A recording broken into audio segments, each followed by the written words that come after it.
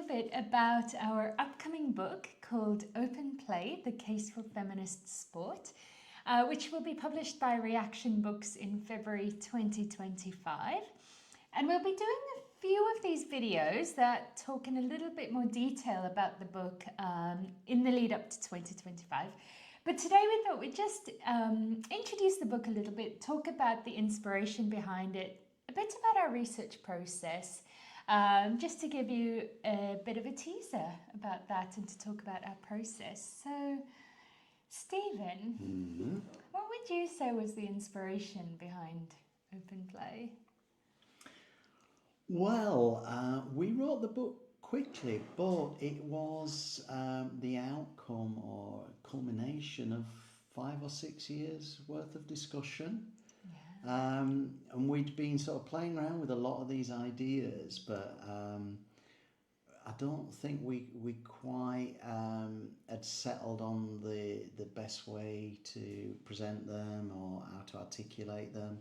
So there were a few other book ideas that weren't quite this, but similar themes. And then once we started writing specifically on sport and these sort of issues of social injustice that we'd been talking about, I think this fell into place quite quickly then, didn't it?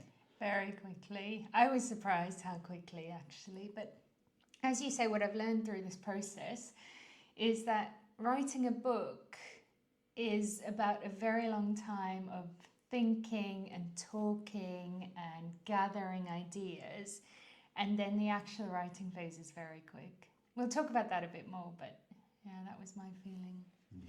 Yeah, I would say for me, another place where this inspiration came from a little bit was the Twitter thread that I did that went viral about my interpretation, at least, of the history of women's sport. Or not my interpretation.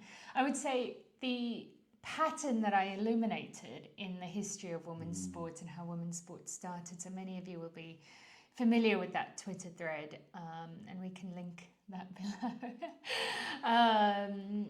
But yeah, talking about the history of women's sport, and I think seeing how that resonated with people, and that's kind of where we start the book, is very much with that idea of the rise of women's sport, what women's sport is, how it came to be, what the values are of women's sport, and so on. And that the idea that women's sport is a feminist win. And we kind of trouble that a little bit and break that down a little bit to talk more about feminist sport. And so, Sheree, your research background is in sport, isn't it? That's right, that's right. You want to say a little bit more about what your background is? Sure. So, yeah, my research background is in sport. I studied human movement science within a faculty of humanities and social sciences. So it was, I guess, kind of a sports science, sports management and coaching type of degree, where I learned all of those skills and that knowledge, but very much with this overlay of social science and humanities.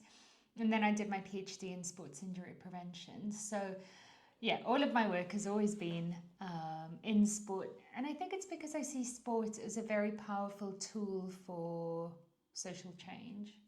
How about your work? Well, not all my work has been in sport. So I'm a philosopher, and I've in the past worked on many other areas of philosophy, but then I did start doing some philosophy of sport maybe about 20 years ago. So I have written a few other books in philosophy of sport, but the problem I've got with most of my other work in philosophy of sport is that it was all kind of gender blind. It was, I don't think I'd, until I started working with you, I don't think I paid enough interest to the gendered aspects of sport. So I'm very pleased that this book corrects that omission, but I think it's only through working with you that I'd have had the confidence to write on these issues. I think that's what's so nice about our writing partnership, but also our research partnership in many ways, is we do bring those different disciplinary expertises together, I think for new insights into old problems that helps us to see old problems in new ways. I think so. So I wanted to talk today a little bit about our writing process, because I feel like I have learned a huge amount from you about writing books. You counted the other day, this is your 15th book. So Yes, and I'm hoping it's going to be the first one that makes my 15th time lucky. We hope so. But in terms of process, I mean, you've perfected your process by this point. And people, I think the one thing that people ask me when I tell them that we co-authored a book is people say, how do you co-author a book? How is that even possible? Because book writing, I think the idea that we have of book writing is that it's a very solitary process and that it's a very like thinking on the page kind of process. So how do you see book writing? Well, as you know, I've got a particular method of writing where I can sum it up in 4 words. Oh, yes, it's I've never heard this. it's think slow, write fast. Oh, yeah, that makes so much sense. So as I think you've already said, we spent a lot of time just discussing it, and I think when we first started discussing this, we weren't even thinking of a book, were we? It was just stuff we talked about. Yeah. So we were kind of working on the book before we even knew it. Definitely. So we talked it all through, and sort of ideas formed. You had your Twitter thread that really. That was a real catalyst, I think. Yeah, it helped us to see that people have interest in these ideas and learning more about what I called like the hidden figures in sport. So we knew that there was, sorry to use this word, but we knew that there was a market for these ideas and these thoughts and this stuff that we were interested in talking about. Yeah, it got a lot of interest. So we kind of realised that there was a potential to develop that Twitter thread into a whole book. And then, so when I say think slow, write fast, I think I like to have all the ideas in place before I start any writing. So that's what we did. We got all the chapters planned out. We discussed it all through. We knew exactly what we wanted to say, so that when it came to the actual drafting, that was very quick.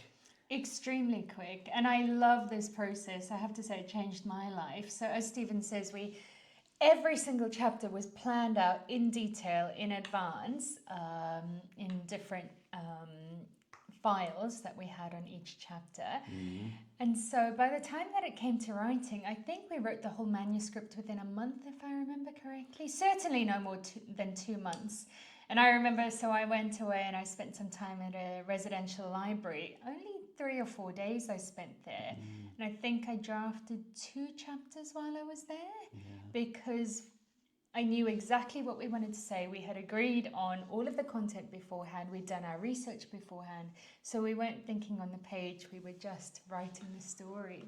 So we shared out the initial drafting, didn't we? And then that's right. And then we both sort of went through each other's drafts and changing and editing it. That's so right. that I think every page has the imprint of both of us on it, doesn't it?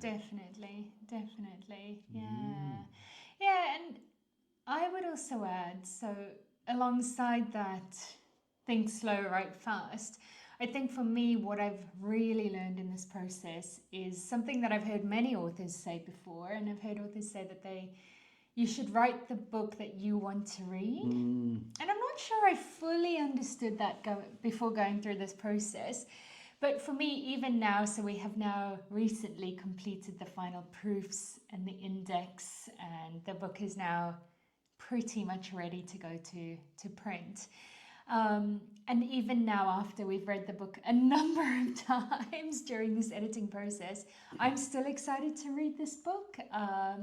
And I can see why people say, write the book that you want to read, because it does feel like the kind of book that I would pick up and read and I've buy. always done that, So I've often been writing books to myself. So when I've written books in philosophy, it's usually been on things that I didn't understand and wanted to understand. Yes, that's right. So the book is me explaining it to myself.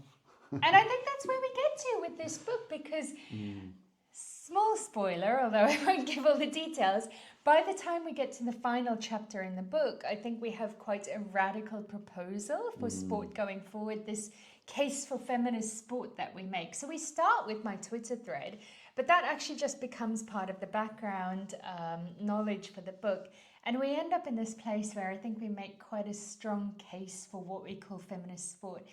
And we could only have gotten there by writing this book. It's like we needed to write it for ourselves to tease it all out, to test it, to understand all the arguments for it. And we did that through the writing of this book, and that's what makes me so excited. Right, so given that you've offered that teaser, I think that's one thing we would say if somebody said what's the book really about, I would say the main thing is this distinction between women's sport and feminist sport. That's right. So we're arguing that they're not quite the same thing. That the category of women's sport, although it was an advance and it had to be fought for, that it now can act as a constraint on women developing further. So we're offering feminist sport as an alternative. So this is sport organised or based on genuinely feminist principles. That's right. That's right. So it's not necessarily the same thing as women's sport, and indeed there will be some instances in which we think it would be better if there wasn't women's and men's sport, but sport played by everybody. Yeah, feminist sport. And that's coming back to what the Feminist Sport Lab is about. And again, this strapline that we have on our website that says, imagine a world that's not divided into sport and women's sport, but a landscape where feminist sport reigns. And this is sport that is not necessarily divided by gender, but actually creating a space where everybody, number one, can be themselves and feel safe and enjoy sport more. So that's really, in a nutshell, what this book, I think, and I hope, explains and does. Yeah. So I think in some future coffee and chat videos, we may go into detail on some of the detailed arguments in the chapters. I think that would be great. I think it'd be really good for us to talk through each of the chapters and explain where our thinking is. And we can do that in some future coffee and chats. So thank you very much, everybody, for being here today. Let us know in the comments if you have any questions. And pre-orders for the book are out right now, so please have a look on your favourite bookstore. And we'll see you again soon.